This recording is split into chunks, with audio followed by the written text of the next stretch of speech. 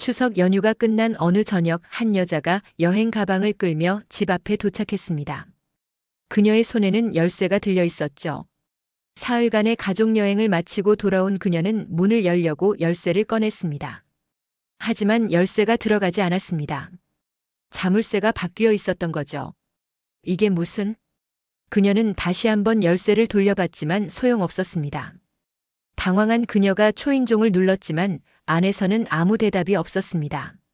전화를 걸어봤습니다. 시어머니의 번호로요. 하지만 전화는 계속 꺼져 있었습니다. 그때 옆집 아주머니가 지나가다 그녀를 보고 말했습니다. 어머, 댁이 이사 가신 거 모르세요? 그제께 이삿짐 싸서 다 나가셨는데요. 그녀의 얼굴이 새하얗게 변했습니다. 네? 이사요? 무슨 말씀이세요? 모르셨어요? 어르신께서 짐 다 싸서 나가시던데 집도 팔리셨다고 하시더라고요. 그 순간 그녀의 머릿속이 하얗게 변했습니다. 시어머니가 집을 팔았다고요? 자기들이 여행 간 사이에? 그녀는 믿을 수가 없었습니다. 아니, 믿고 싶지 않았습니다. 대체 무슨 일이 있었던 걸까요? 평범하고 착하기만 했던 시어머니가 왜 이런 일을 벌인 걸까요? 이 충격적인 반전의 전체 이야기가 궁금하시다면 잠시만 구독 버튼을 눌러주세요. 평범해 보이는 사람들의 숨겨진 이야기를 매일 전해드립니다. 알림 설정까지 해두시면 새로운 이야기를 가장 먼저 만나보실 수 있습니다. 그럼 이제 이 모든 일이 시작된 그날로 돌아가 보겠습니다. 박순자 씨는 아침 6시면 어김없이 일어났습니다. 70을 바라보는 나이지만 하루도 거르지 않았죠. 먼저 거실을 청소하고 손녀 서연이의 아침 도시락을 준비했습니다. 서연아, 일어나야지. 학교 가야지. 8살 손녀는 할머니 품에서만 잠이 들었습니다. 순자 씨는 손녀를 깨우며 웃음 지었습니다. 이 아이만큼은 자신을 필요로 해주니까요. 할머니, 5분만 더요. 그래, 그럼 할머니가 새숨을 받아 놓을게. 순자 씨는 손녀를 씻기고 아침을 먹였습니다. 그 사이 며느리 지은 씨는 잠에서 깨어 화장을 하고 있었죠. 며느리는 아침 인사도 없이 거실을 지나갔습니다. 순자 씨가 조심스럽게 말했습니다. 지은아, 아침 차려놨어. 먹고 가렴. 바빠요. 회사 늦어요. 며느리는 냉장고에서 우유팩을 꺼내 마시고는 그대로 나갔습니다. 감사하다는 말은 없었습니다. 당연하다는 듯이요. 순자 씨는 이미 익숙해진 일이었습니다. 아들 민수는 조금 뒤에 일어났습니다. 그는 어머니가 차려준 밥상 앞에 앉았습니다. 어머니 맛있겠네요. 많이 먹어라. 하지만 아들도 몇 숟가락 뜨더니 시계를 보며 일어났습니다. 저도 회사 가봐야 해서요. 잘 먹었습니다. 그렇게 순자 씨는 혼자 남았습니다. 아침 식탁에 놓인 반찬들을 보며 한숨을 쉬었습니다. 누구 하나 제대로 먹는 사람이 없었으니까요. 설거지를 하고 빨래를 돌리고 걸레질을 했습니다. 점심때가 되자 순자 씨는 혼자 간단히 라면을 끓여 먹었습니다. 가족들을 위해서는 정성껏 차리지만 자신을 위해서는 대충이었죠. 오후에는 장을 보러 나갔습니다. 마트에서 카트를 밀며 이것저것 담았습니다. 손녀가 좋아하는 과일, 며느리가 즐겨 먹는 요거트, 아들이 좋아하는 반찬 재료들이었습니다. 계산을 하고 집으로 돌아오는 길 무거운 장바구니를 들고 계단을 오르며 순자 씨는 생각했습니다. 나는 이 집에서 뭘까? 가족일까? 아니면 그냥 가정부일까? 하지만 곧 고개를 저었습니다. 아들이 낳아준 손녀가 있지 않은가. 그 아이만 생각하면 견딜만 했으니까요. 저녁 준비를 시작했습니다. 순자 씨는 정성껏 반찬을 만들었습니다. 된장찌개도 끓이고 생선도 구웠습니다. 6시가 되자 손녀가 학원에서 돌아왔습니다. 할머니, 우리 서연이 왔구나. 배고프지? 네. 배고파요. 순자 씨는 손녀에게 간식을 주고 숙제를 도와줬습니다. 손녀는 할머니 무릎에 앉아 그림을 그렸습니다. 할머니, 이거 봐요. 우리 가족이에요. 그림 속에는 할머니와 손녀 그리고 엄마 아빠가 그려져 있었습니다. 모두 웃고 있는 모습이었죠. 순자 씨는 그림을 보며 쓸쓸하게 웃었습니다. 그림 속에서만큼은 행복한 가족이구나. 저녁 7시 아들과 며느리가 퇴근했습니다. 순자 씨가 식탁을 차렸습니다. 어서 와서 씻고 저녁 먹어라. 하지만 며느리는 피곤하다며 방으로 들어갔습니다. 아들만 식탁에 앉았죠. 어머니가 또 이렇게 많이 차리셨네요. 많이 먹어야지. 근데 지은이는 안 먹나 봐요. 다이어트 중이래요. 순자 씨는 아무 말 없이 밥을 덜어줬습니다. 마음속으로는 서운했지만 내색하지 않았습니다. 그저 참는 게 익숙했으니까요. 식사 후 설거지를 하는데 거실에서 며느리와 아들의 대화가 들렸습니다. 여보, 추석 때 우리 가족끼리 여행 가는 거 어때요? 좋지 어디로 갈까? 제주도요. 사흘 정도.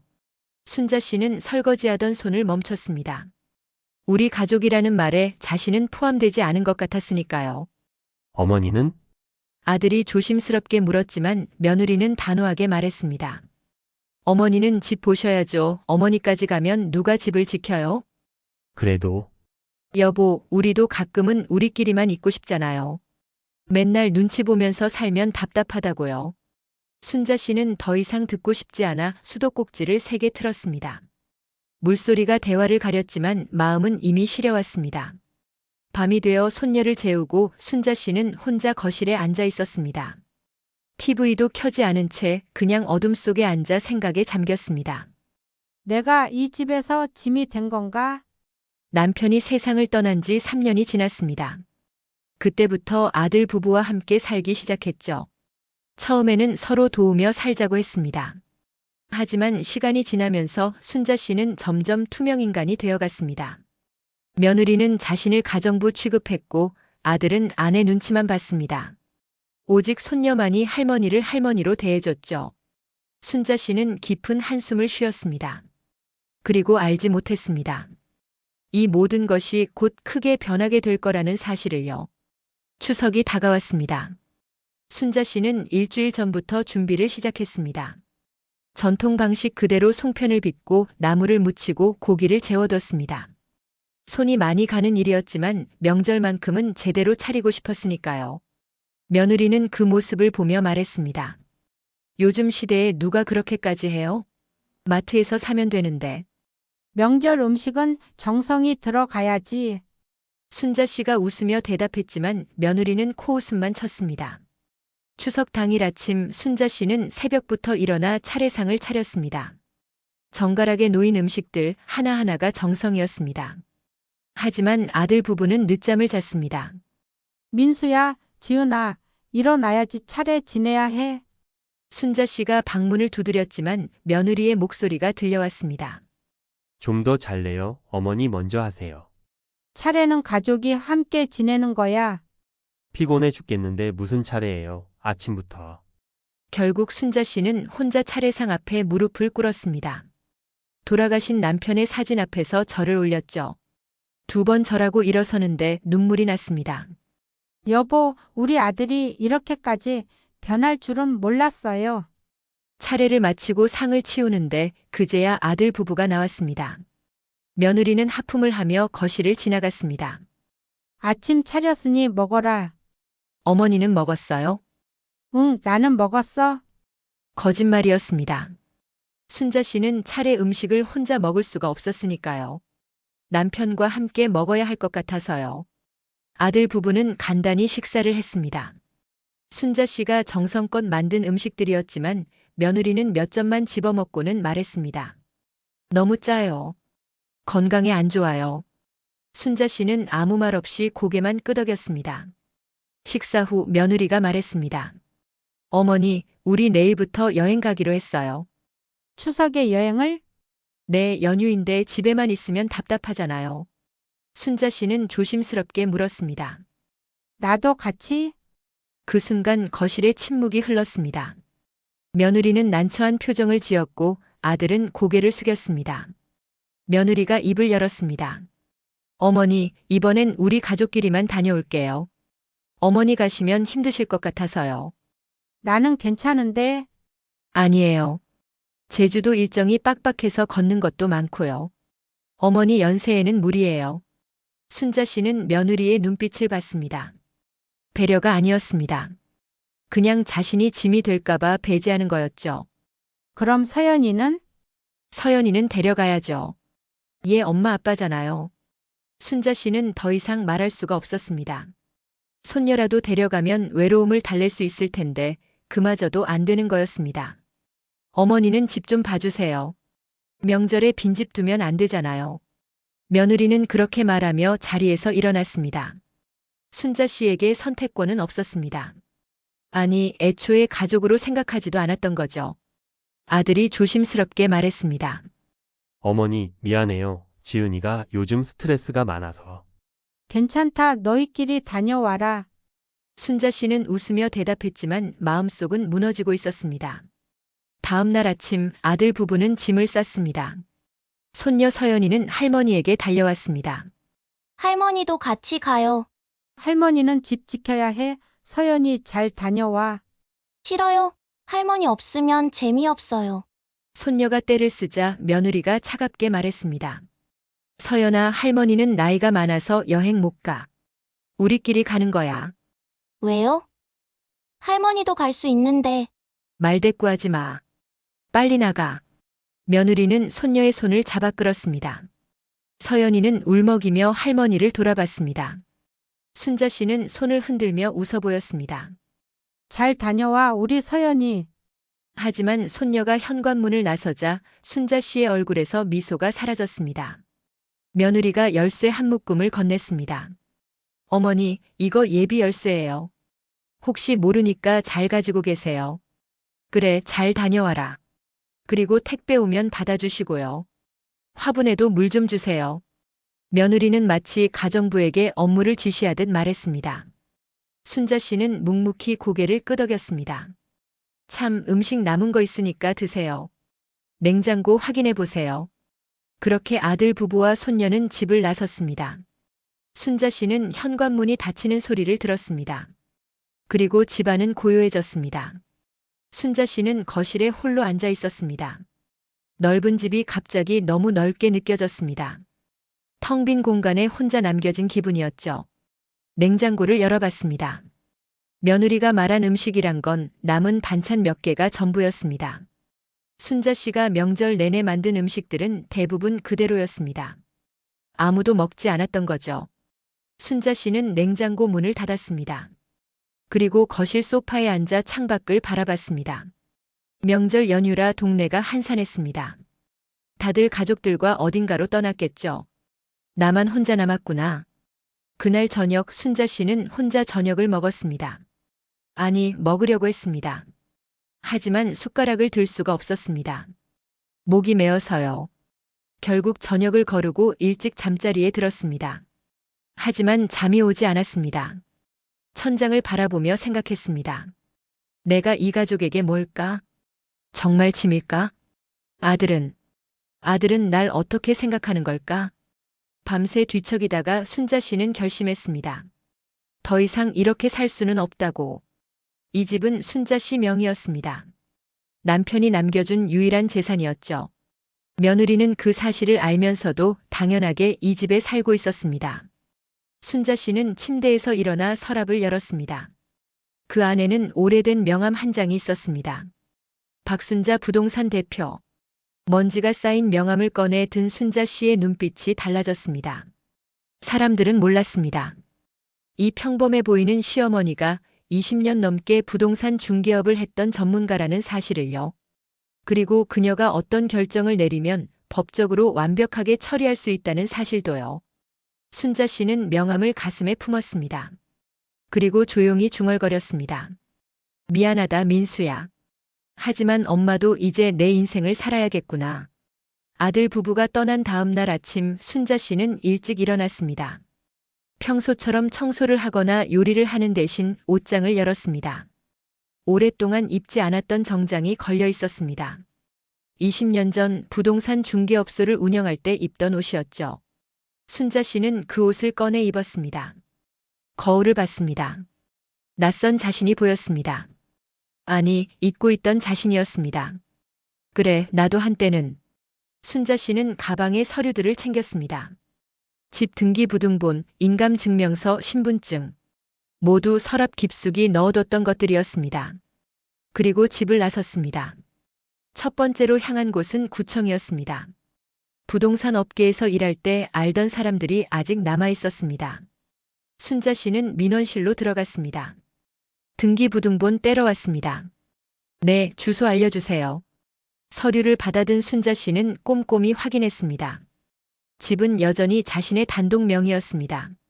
남편이 돌아가시기 전에 자신에게 증여한 재산이었죠.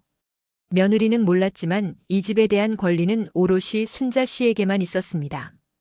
다음으로 간 곳은 은행이었습니다.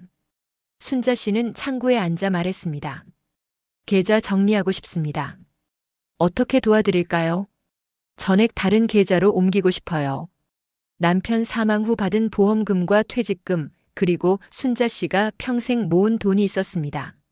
적지 않은 금액이었죠. 순자 씨는 새로운 계좌를 만들고 모든 돈을 이체했습니다. 아들도 며느리도 모르는 계좌였습니다. 은행 업무를 마치고 나오는데 오래된 지인이 전화를 걸어왔습니다. 순자 씨? 나야, 김 사장. 오랜만이다. 어머, 김 사장님. 어떻게 일이세요? 요즘도 부동산 일하나? 한동안 소식이 없길래. 아니, 손났어요. 아들 보느라. 그래? 아까운데. 순자 씨 실력이면 아직도 잘할 수 있을 텐데. 순자 씨는 잠시 생각하다가 물었습니다. 김 사장님, 혹시 믿을 만한 중개업소 하나 소개해 주실 수 있어요? 왜? 뭐 매물 있어? 집 하나 처분하려고요. 오, 어디 집인데? 순자 씨는 주소를 말했습니다.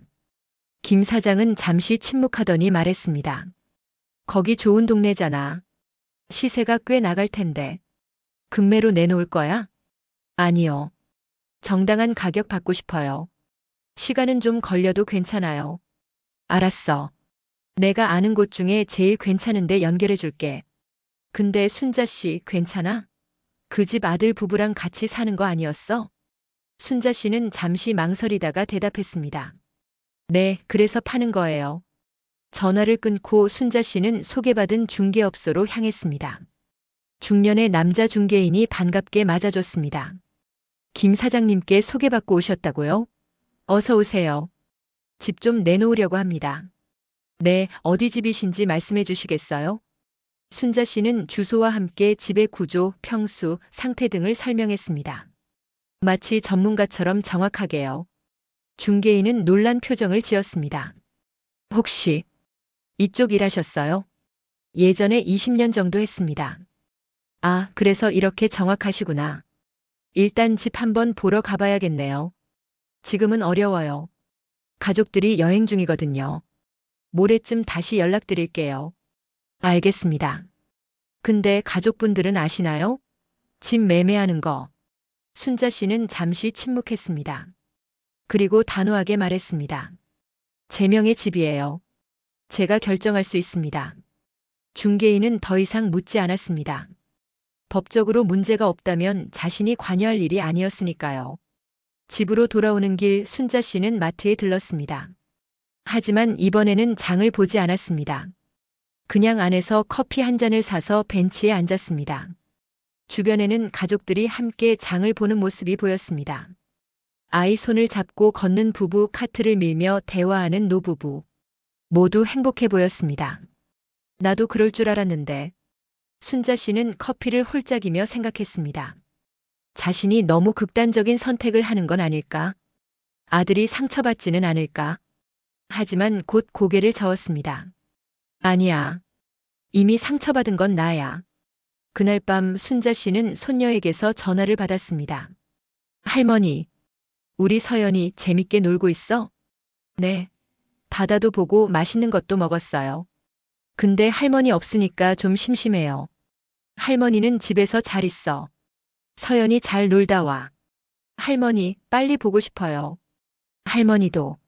사랑해, 서연아. 전화를 끊고 순자 씨는 눈물을 닦았습니다. 손녀만은 진심으로 자신을 아꼈습니다. 하지만 그것만으로는 부족했습니다. 다음 날 순자 씨는 본격적으로 움직이기 시작했습니다. 이삿짐 센터에 연락했습니다. 이틀 후에 이사 가능한가요? 어디로 가시는데요? 일단 짐만 빼서 보관 창고에 맡기려고요. 아, 그러시면 가능합니다. 짐이 많으신가요? 제 개인 물건만 뺄 거예요. 많지 않을 겁니다. 이삿짐 센터와 약속을 잡고 순자 씨는 집 안을 둘러봤습니다. 자신의 물건이 얼마나 되는지 확인하기 위해서였죠. 옷장을 열어봤습니다.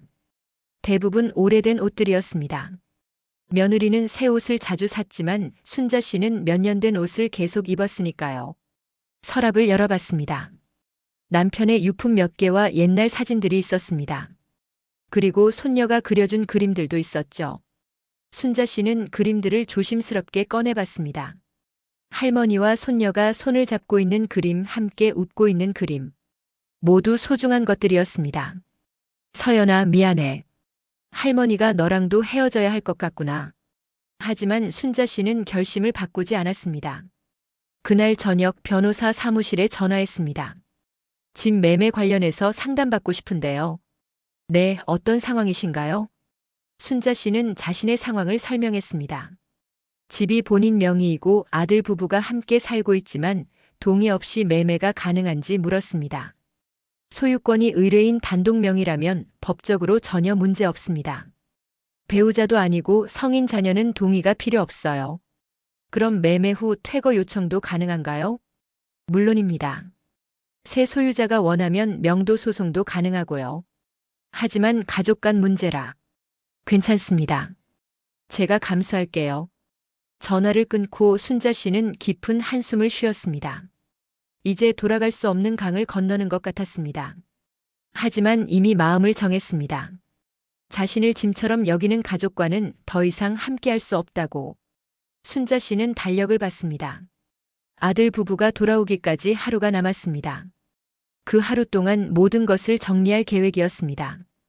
그리고 그들이 돌아왔을 때는 이미 모든 게 끝나 있을 것입니다. 순자 씨는 창밖을 바라봤습니다.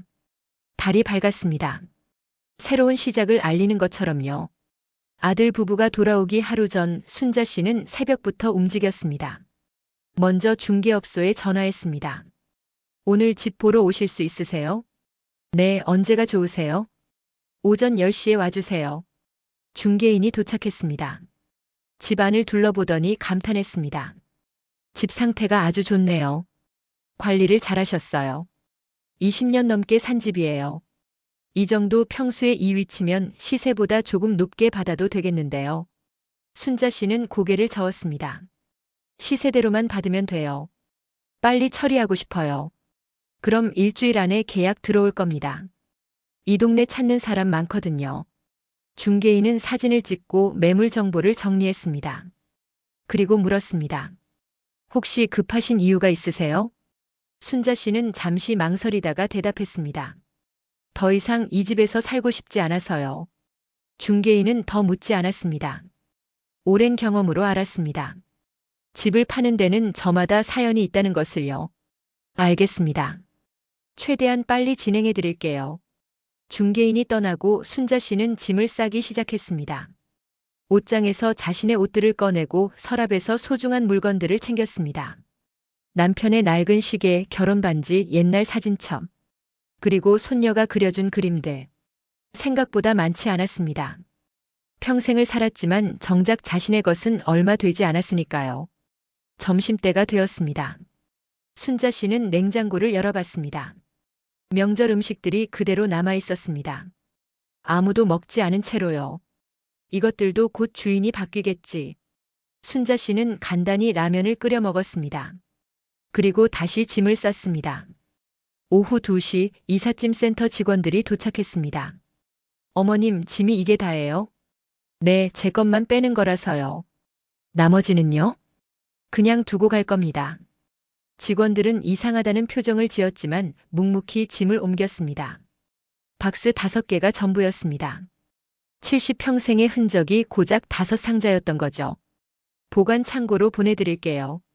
감사합니다. 짐이 나가고 집은 더 넓어 보였습니다.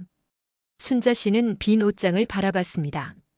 자신이 사라진 자리가 이렇게 작을 줄은 몰랐습니다. 거실 소파에 앉아 집안을 둘러봤습니다. 이 집에서 보낸 시간들이 주마등처럼 지나갔습니다. 남편과 처음 이사 왔던 날, 아들이 태어나던 날, 손녀가 처음 걸음마를 하던 날. 행복했던 순간들이 분명 있었습니다. 하지만 남편이 떠난 후 모든 게 변했습니다. 순자 씨는 한숨을 쉬었습니다. 그때 전화벨이 울렸습니다. 중개업소였습니다. 어머님, 벌써 보러 오겠다는 사람이 있어요. 신혼부부인데 당장 급해서 현금으로 바로 계약하고 싶대요. 그래요? 그럼 언제 올 건데요? 지금 바로 가도 될까요? 순자 씨는 시계를 봤습니다. 오후 3시였습니다. 좋아요. 오세요. 1시간 후 젊은 부부가 중개인과 함께 왔습니다. 집을 둘러보더니 만족스러워했습니다. 집이 정말 좋네요. 관리도 잘 되어 있고. 마음에 드세요? 네, 저희 신혼집으로 딱이에요. 젊은 아내가 환하게 웃으며 말했습니다. 남편도 고개를 끄덕였습니다. 바로 계약 진행해도 될까요?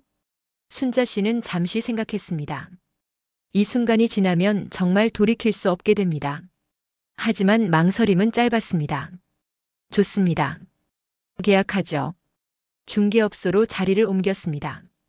계약서를 작성하고 도장을 찍었습니다. 순자 씨의 손은 떨리지 않았습니다. 20년간 수백 번 해본 일이었으니까요.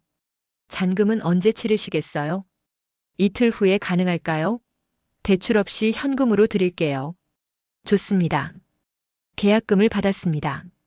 순자 씨는 그 돈을 통장에 넣으며 생각했습니다. 이제 정말 끝이구나. 중개업소를 나와 집으로 돌아오는 길 순자 씨는 발걸음이 가벼웠습니다. 무거운 짐을 내려놓은 것 같았으니까요. 집에 도착해 문을 열었습니다. 텅 빈 옷장, 빈 서랍, 하지만 여전히 며느리와 아들의 물건들로 가득한 집.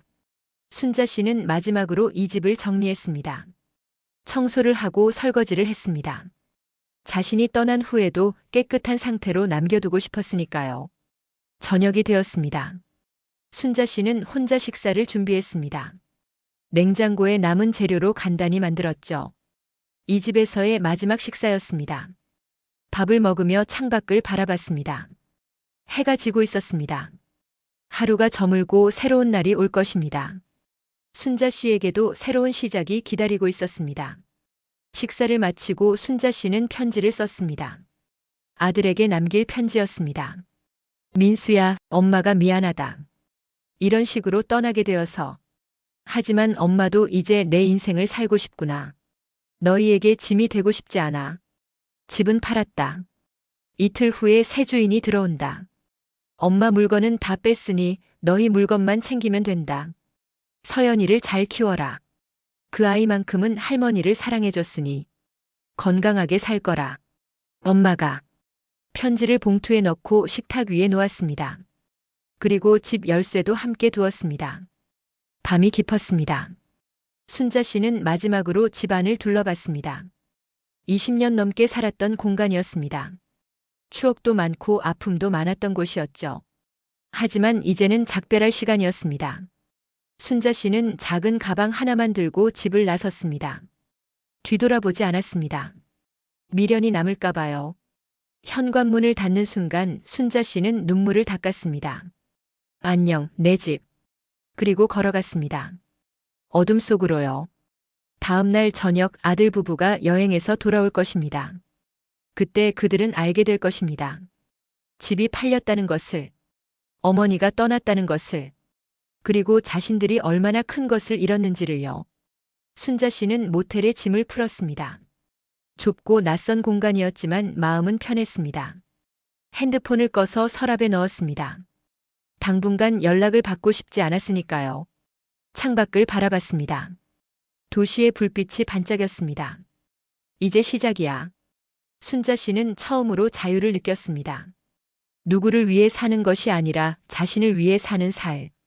그것이 이제 시작되는 거였습니다. 여행 마지막 날 저녁 지은 씨는 기분이 좋았습니다. 사흘간 시어머니 눈치 안 보고 마음껏 즐겼으니까요. 제주도 바다를 보며 남편과 데이트도 하고 딸과도 즐거운 시간을 보냈습니다. 차 안에서 지은 씨가 말했습니다. 여보, 다음에는 해외로 갈까? 그래, 좋지. 서연이도 크니까 해외여행 다닐만 하고. 어머니는 또 집에 계시라고 해야겠네. 지은 씨는 웃으며 말했습니다. 남편은 쓴웃음을 지었지만 반박하지 않았습니다. 저녁 6시쯤 그들은 집 앞에 도착했습니다. 서연이가 먼저 내려 말했습니다. 할머니, 우리 왔어요. 하지만 집안은 조용했습니다. 지은 씨가 가방을 끌고 현관문 앞에 섰습니다. 열쇠를 꺼내 문을 열려고 했죠. 그런데 열쇠가 들어가지 않았습니다. 이상하네. 다시 한번 시도했지만 똑같았습니다. 자물쇠가 바뀌어 있었던 겁니다. 여보, 열쇠가 안 맞는데요? 민수도 자신의 열쇠로 시도했지만 마찬가지였습니다. 이게 무슨 일이지? 지은 씨는 초인종을 눌렀습니다. 한 번, 두 번, 세 번. 하지만 아무 반응이 없었습니다. 어머니. 문을 두드렸지만 안에서는 아무 소리도 들리지 않았습니다. 민수가 전화를 걸었습니다. 어머니의 번호로요. 하지만 전화는 꺼져 있었습니다. 전화도 안 받네. 그때 옆집 문이 열렸습니다. 옆집 아주머니가 나오며 말했습니다. 어머, 댁 이사 가신 거 모르세요? 지은 씨와 민수는 동시에 돌아봤습니다. 네? 무슨 말씀이세요? 어르신께서 그저께 짐 싸서 나가셨는데요. 이삿짐 센터도 왔더라고요. 그럴 리가 없는데요. 저희 여행 간 사이예요. 옆집 아주머니가 고개를 끄덕였습니다. 알아요. 그래서 이상했어요. 근데 어르신이 직접 짐을 정리하시더라고요. 그리고 어제는 젊은 부부가 집 보러 왔더라고요. 집을 보러 왔다고요? 지은 씨의 얼굴이 하얗게 변했습니다. 네, 중개업소 사람이랑 같이 왔어요. 집 매매하시나 봐요. 민수가 다급히 물었습니다. 그럼 우리 어머니는 어디 가셨는데요? 그건 저도 모르겠어요. 그냥 짐 싸서 나가시던데. 옆집 아주머니는 난처한 표정으로 돌아갔습니다. 지은 씨와 민수는 그 자리에 멍하니 서 있었습니다. 이게 무슨 상황이야? 지은 씨가 다시 문을 두드렸습니다. 하지만 여전히 아무 대답이 없었습니다. 집은 텅 비어 있었던 겁니다. 여보, 어머니한테 전화 좀 해봐요. 안 받는다니까. 민수는 계속 전화를 걸었지만 어머니의 전화는 계속 꺼져 있었습니다. 서연이가 울먹이며 말했습니다. 할머니는 어디 갔어요? 할머니 보고 싶은데. 지은 씨는 당황한 나머지 짜증을 냈습니다. 조용히 해. 지금 그게 중요해? 민수가 부동산 앱을 검색했습니다. 그리고 자신들이 살던 집 주소를 쳤습니다. 매물로 올라와 있었습니다. 여보, 이것 봐. 지은 씨가 핸드폰 화면을 보더니 비명을 질렀습니다. 뭐야 이게? 집이 매물로 나왔다고. 계약 완료라고 되어 있어. 계약 완료? 이게 무슨 소리야? 지은 씨는 당장 중개업소에 전화했습니다. 거기 우리 집 매매한 거예요? 아, 네. 어제 계약 완료됐습니다. 누구 허락받고 팔았어요? 우리는 아무것도 모르는데. 소유주분께서 직접 계약하셨는데요. 법적으로 아무 문제 없습니다. 소유주? 우리 시어머니요? 네, 박순자 씨 맞으시죠? 지은 씨는 전화를 끊어버렸습니다. 손이 떨렸습니다. 분노와 당황스러움이 동시에 밀려왔죠. 이게 말이 돼? 시어머니가 우리 몰래 집을 팔았다고. 민수도 믿을 수가 없었습니다. 어머니가 왜 이러시는 거지? 왜긴 왜야? 우리 쫓아내려고 그런 거지. 지은 씨는 화가 머리끝까지 났습니다. 자신들이 여행 간 사이 시어머니가 집을 팔아버렸다는 사실이 믿기지 않았습니다. 당장 어머니 찾아야 해요. 계약 취소시켜야 한다고. 민수는 지인들에게 전화를 돌렸습니다. 하지만 아무도 어머니의 행방을 아는 사람이 없었습니다. 결국 그들은 근처 모텔에 짐을 풀 수밖에 없었습니다. 갈 곳이 없었으니까요. 모텔 방에 앉아 지은 씨는 분노를 참지 못했습니다. 어떻게 이럴 수가 있어? 우리가 뭘 잘못했다고. 지은아, 우리가 어머니한테 좀 심했던 것 같아. 뭐가 심해요? 그냥 같이 산 것뿐인데. 아니야. 우리가 어머니를 너무 당연하게 생각했어. 추석 때도 혼자 두고. 민수는 그제야 깨달았습니다. 자신들이 어머니를 얼마나 함부로 대했는지를요. 지은 씨는 스마트폰으로 검색을 시작했습니다. 집 매매 계약 취소 방법, 부동산 법률 상담. 하지만 검색할수록 절망스러웠습니다. 소유주의 단독 매매는 법적으로 유효하며 가족의 동의가 필요하지 않음. 계약금 지급 후 일방적 취소는 위약금이 발생함. 모든 법은 순자 씨의 편이었습니다. 망했어. 정말 망했어. 지은 씨는 주저앉았습니다. 자신들이 살던 집, 그 집이 더 이상 자신들 것이 아니라는 사실이 실감났습니다. 다음 날 아침 민수는 어머니를 찾아다녔습니다. 자주 가시던 경로당, 친구분들 댁, 친척집. 하지만 어디에도 없었습니다. 오후에 중개업소를 다시 찾아갔습니다. 제발 좀 도와주세요. 어머니가 어디 계신지 알려주세요. 하지만 중개인은 고개를 저었습니다. 고객 정보는 알려드릴 수 없습니다. 그리고 솔직히 말씀드리면 어머님께서 아주 정확하게 절차를 밟으셨어요. 무슨 말씀이세요? 등기부등본, 인감증명서, 모든 서류를 완벽하게 준비하셨어요. 게다가 계약 내용도 법적으로 하자가 하나도 없고요. 민수는 놀랐습니다. 어머니가 어떻게 그런 걸 다 아세요? 중개인이 웃으며 말했습니다. 모르셨어요? 어머님 이 바닥에서 20년 넘게 일하셨던 분이에요. 저희보다 더 잘 아시죠? 네. 박순자 부동산 중개소. 예전에 이 동네에서 유명했어요. 실력이 아주 뛰어나셨다고 들었습니다. 민수는 그 자리에 멍하니 서 있었습니다. 어머니가 부동산 전문가였다는 사실을 처음 알았습니다. 아니, 알려고 하지 않았던 겁니다. 관심이 없었으니까요. 중개인이 덧붙였습니다. 어머님이 하시는 말씀이 더 이상 짐이 되고 싶지 않다고 하시더라고요. 그 말 듣고 참 마음이 아팠습니다. 민수는 더 이상 말을 잇지 못했습니다. 짐. 그 단어가 가슴에 박혔습니다. 어머니는 자신들에게 짐이라고 느꼈던 겁니다. 그리고 그게 사실이었습니다. 민수는 중개업소를 나와 거리를 걸었습니다. 눈물이 났습니다. 어머니, 제가 잘못했어요. 하지만 이미 늦었습니다. 어머니는 떠났고 집도 사라졌습니다. 그리고 그는 알았습니다. 자신들이 얼마나 소중한 것을 잃었는지를. 사흘이 지났습니다. 민수와 지은 씨는 여전히 모텔에서 지내고 있었습니다. 집 잔금 치르는 날이 다가오고 있었지만 어머니는 연락이 없었습니다. 지은 씨는 변호사 상담까지 받았습니다. 하지만 결과는 똑같았습니다. 법적으로 아무 문제가 없습니다. 단독명의 소유주의 매매는 정당합니다. 그럼 우리는 어떻게 해야 돼요? 새 소유주가 명도를 요구하면 나가셔야 합니다. 지은 씨는 무너졌습니다. 자신이 당연하게 여겼던 집, 그 집이 이제 남의 것이 되는 겁니다. 그날 오후 민수에게 한 통의 문자가 왔습니다. 모르는 번호였습니다. 민수야, 엄마다. 내일 오전 10시에 중앙공원 벤치에서 만나자. 할 이야기가 있다. 민수는 즉시 지은에게 보여줬습니다. 어머니다. 내일 만나자고 하셔. 뭐? 지금 무슨 낯짝으로? 지은 씨는 화가 났지만 동시에 다행이라고 생각했습니다. 만나서 따지면 되니까요. 다음 날 민수와 지은 씨는 공원에 일찍 도착했습니다. 벤치에 앉아 기다렸죠. 정확히 10시 순자 씨가 나타났습니다.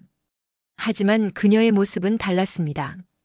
예전의 수수한 차림이 아니라 깔끔한 바지 정장을 입고 있었습니다. 머리도 단정하게 손질했고 자세도 당당했습니다. 어머니. 민수가 달려가려 했지만 순자 씨는 손을 들어 제지했습니다. 앉아라. 이야기하자. 지은 씨가 먼저 입을 열었습니다. 어머니, 대체 왜 이러시는 거예요? 우리가 뭘 잘못했다고 집을 팔아요? 순자 씨는 조용히 앉았습니다. 그리고 차분하게 말했습니다.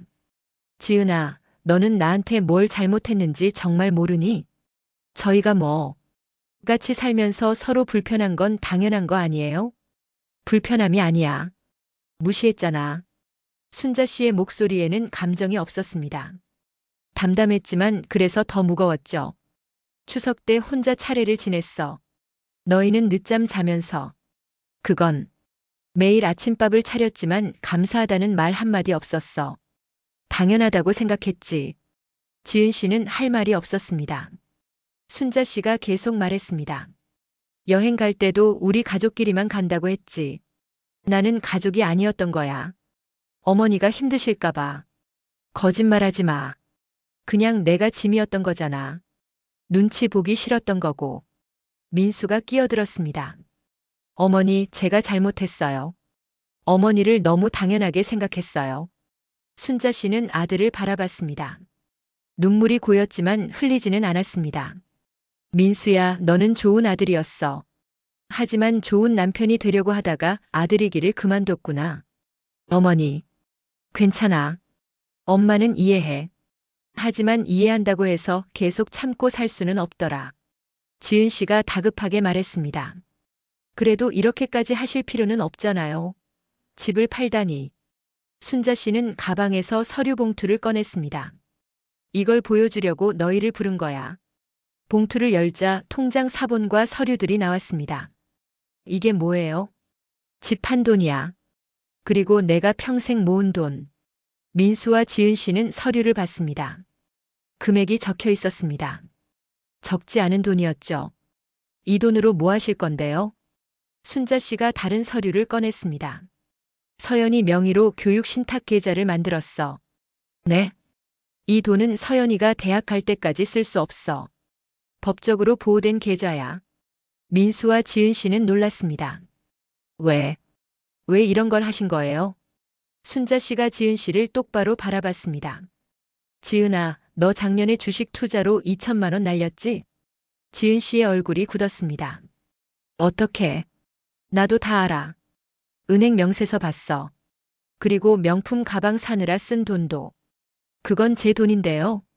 맞아, 내 돈이야. 하지만 서연이 학원비 밀린 것도 알아. 그러면서 내 가방은 사더라. 지은 씨는 아무 말도 못했습니다. 순자 씨가 말을 이었습니다. 나는 너를 비난하려는 게 아니야. 다만 서연이 미래만큼은 확실하게 지켜주고 싶었어. 그래도 이렇게까지 하지 않으면 이 돈도 결국 너희가 쓸 거야. 그리고 서연이는 아무것도 못 받겠지.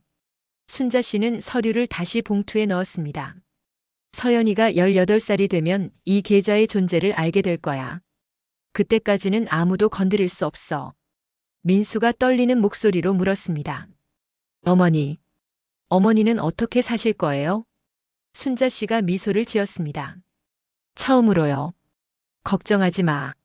엄마한테도 돈이 있어. 남편이 남긴 보험금 일부는 따로 빼뒀거든. 어디서 사실 건데요? 원룸 하나 구했어. 작지만 나 혼자 살기엔 충분해. 어머니. 순자 씨는 자리에서 일어났습니다. 민수야, 지은아. 나는 너희를 미워하지 않아. 다만 이제 내 인생을 살고 싶을 뿐이야. 어머니, 죄송해요. 정말 죄송해요. 민수가 울먹였습니다. 하지만 순자 씨는 눈물을 보이지 않았습니다. 서연이 잘 키워라. 그 아이만큼은 할머니를 사랑해줬으니까. 서연이가 할머니 보고 싶어 해요. 만나주실 수 있어요? 순자 씨는 잠시 망설였습니다. 일주일에 한 번 이 공원에서 만나자. 서연이하고. 정말요? 응. 하지만 너희는 오지 마. 서연이하고만 만날 거야.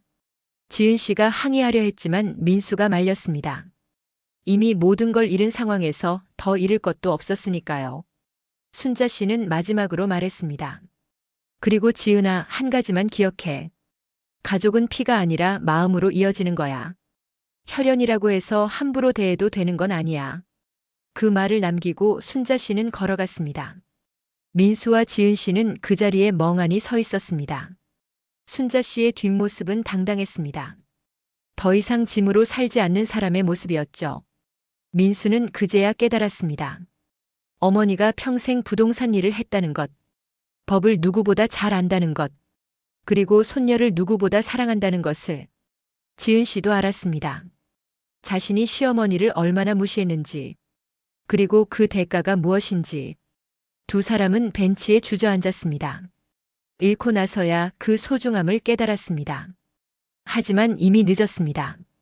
집도 신뢰도 모두 사라졌으니까요. 순자 씨와의 만남 이후 지은 씨는 달라졌습니다.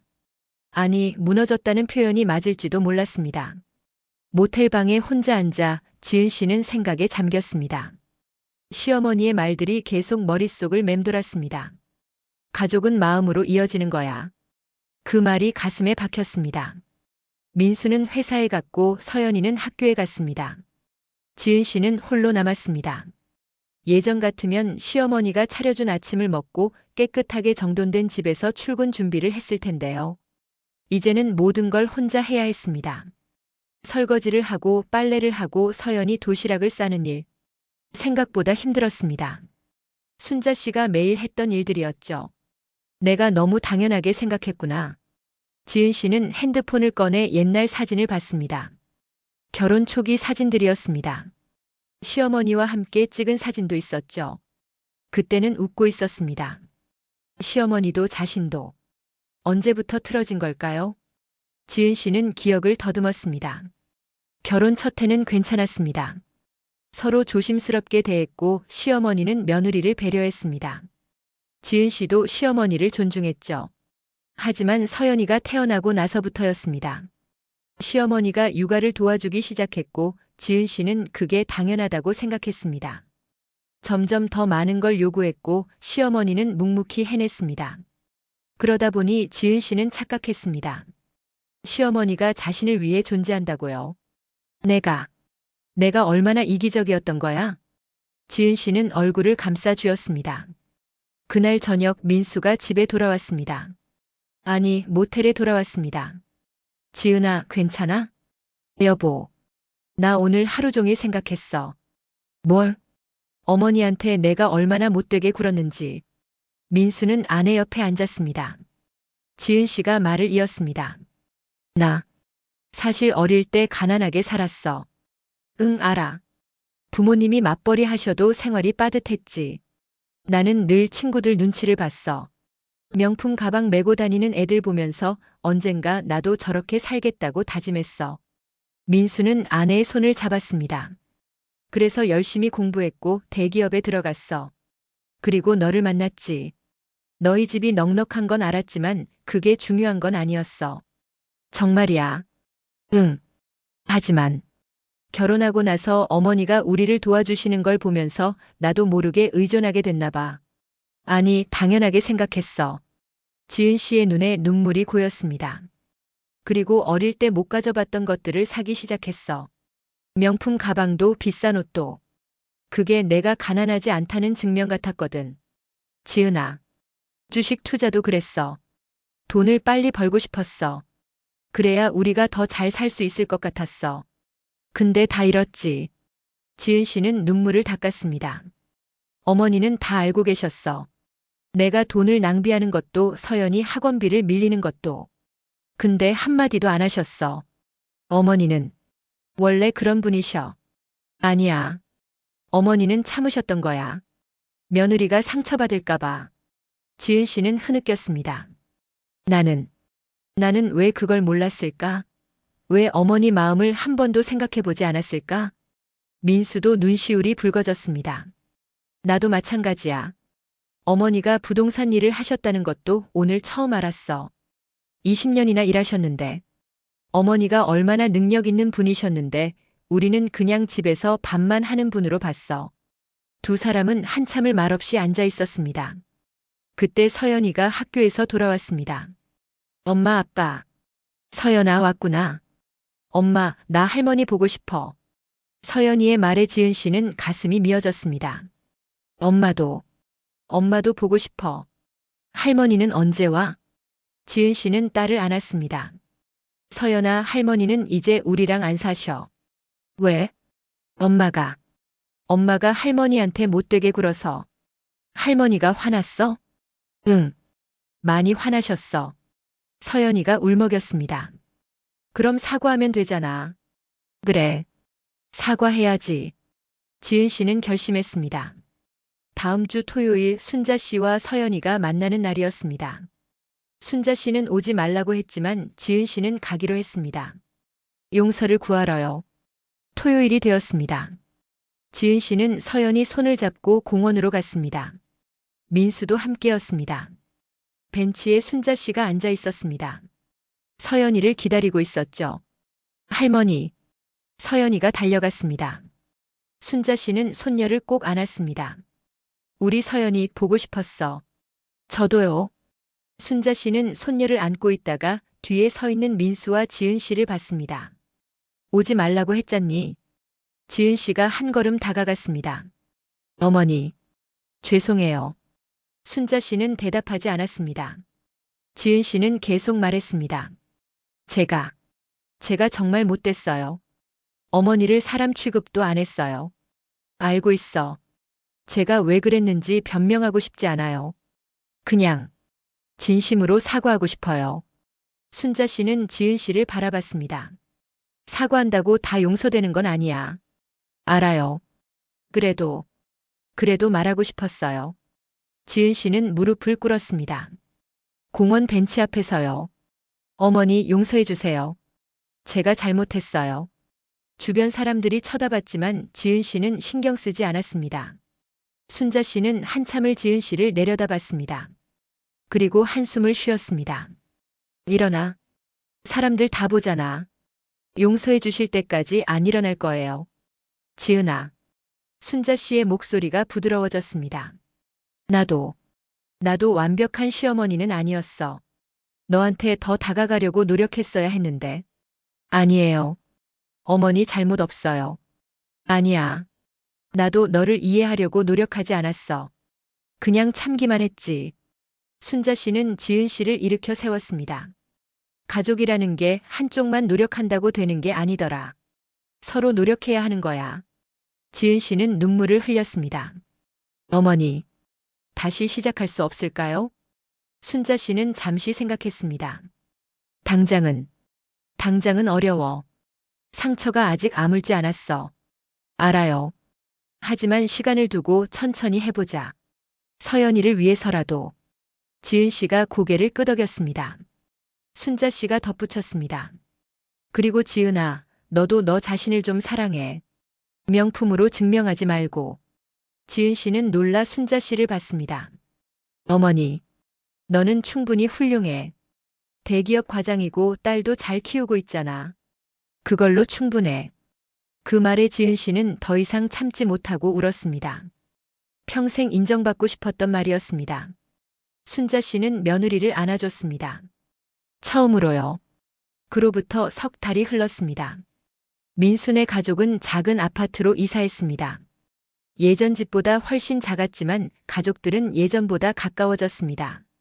지은 씨는 달라졌습니다. 명품 가방은 중고로 팔았고 그 돈으로 서연이 학원비를 냈습니다. 아침마다 직접 도시락을 쌌고 주말에는 집안일을 했습니다. 처음에는 서툴렀지만 점점 익숙해졌습니다. 엄마, 오늘 도시락 맛있었어요.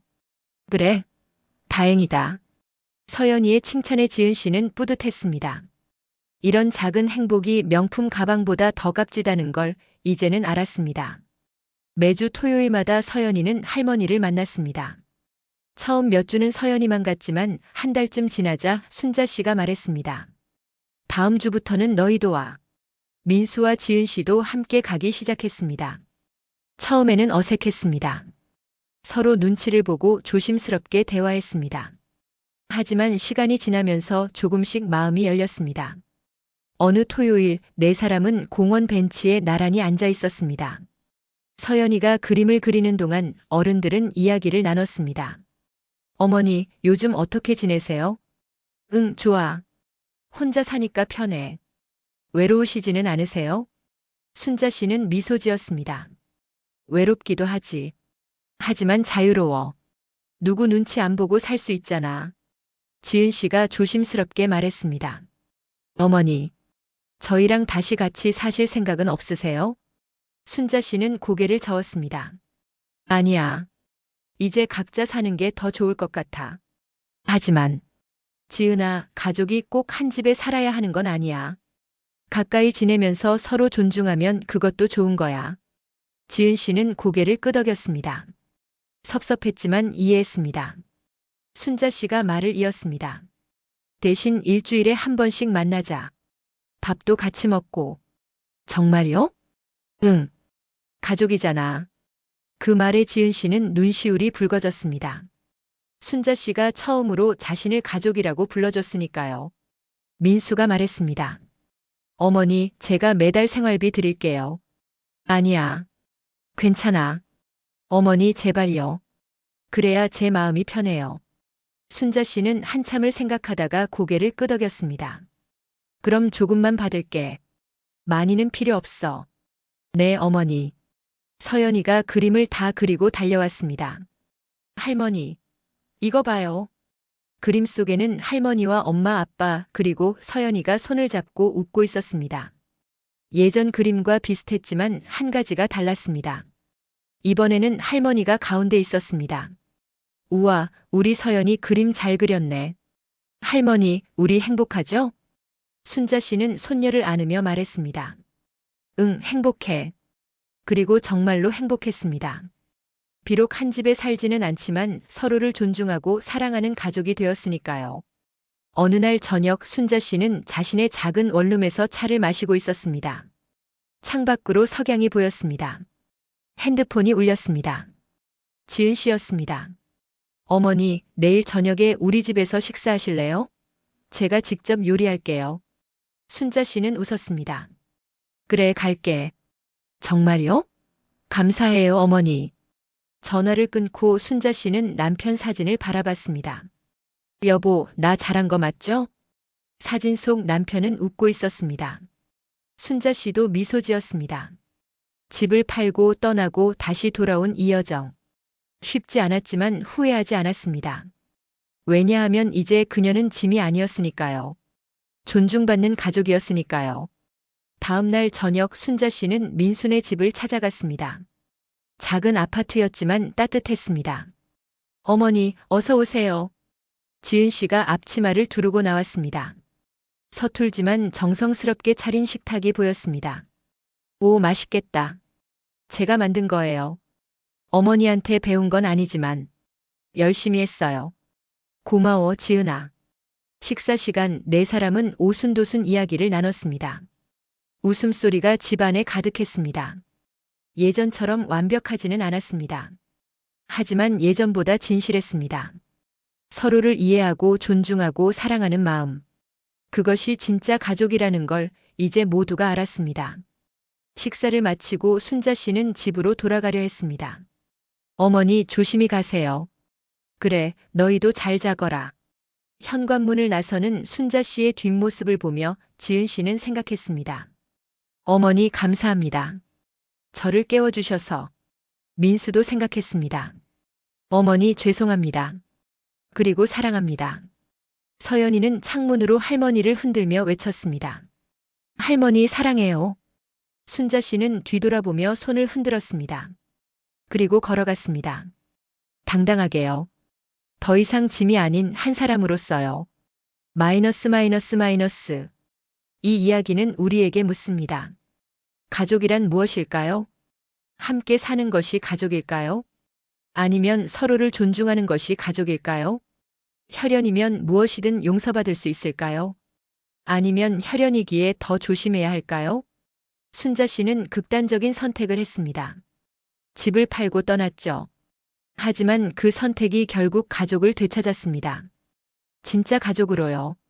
우리 주변에도 순자 씨 같은 분들이 계실 겁니다. 당연하게 여겨지는 누군가, 보이지 않는 누군가. 그분들에게 오늘 한마디 건네보는 건 어떨까요? 감사합니다. 사랑합니다. 그 한마디가 누군가의 하루를 밝힐 수 있습니다. 그리고 가족의 의미를 다시 생각하게 할 수 있습니다. 진짜 가족은 마음으로 이어지는 것이니까요.